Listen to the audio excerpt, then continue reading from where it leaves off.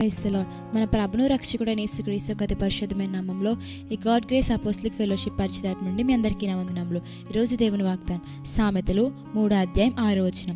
ఆయన నీ త్రోవలను సరళం చేయను. ఈరోజు దేవుడు మనతో ఏం మాట్లాడుతున్నాడంటే కనుక నిన్ను త్రోవలను సరళం చేస్తానని దేవుడు మాట్లాడుతున్నాడు. ఎలా సరళం చేస్తాడు? ఆయన త్రోవలను సరళం చేయాలంటే నువ్వేం చేయాలి అంటే కనుక నీ ప్రవర్తన, నీ యొక్క ప్రతి స్థితిగతి ఆయనకు అప్పగించుకుంటే కనుక ఆయన నీ త్రోవలను సరళం చేస్తాడు. అలాగే మన బైబిల్ గ్రంథం చూసుకున్నట్లయితే కనుక ఎస్తేరు గ్రంథం 2వ అధ్యాయంలో ఉన్నట్లుగా ఎస్తేరు హేగే వశమునకు అప్పగించుకుంది కనుక తన రాజ్యంలో ఆ యొక్క రాణిగా వెళ్ళింది. హేగే అనగా ఆత్మీయర్థం మనం చూసినట్టయితే కనుక పరిశుద్ధాత్ముడు. అలాగే మన బైబిల్ గ్రంథంలో రూతు గ్రంథం మనం చూసినట్టయితే రూతు 2వ అధ్యాయం ప్రకారం రూతు కూడా ఒక యజమానునికి అప్పగించుకుంది కనుక బోయాజు యొక్క పొలంలో యజమానురాలుగా మార్చబడింది. అలాగే మనము కూడా ఈ రోజుల్లో మన ప్రతి స్థితిగతి, మన పరిస్థితి, మన ప్రవర్తన, మన యొక్క ప్రతి జీవితం ఆయనకు అప్పగించుకుంటే కనుక ఆయన మన త్రోవలను సరళం చేస్తాడు. ఆయనే నడిపిస్తాడు. మంచి మార్గం, నీతి మార్గం అంతా ఆయన మనల్ని నడిపిస్తాడు.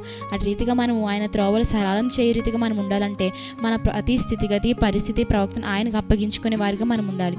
అట్టి కృపా కనికరం దేవుడు మనకును అందరికీ దయచేసి కృప చూపించి నడిపించును గాక. ఆమేన్.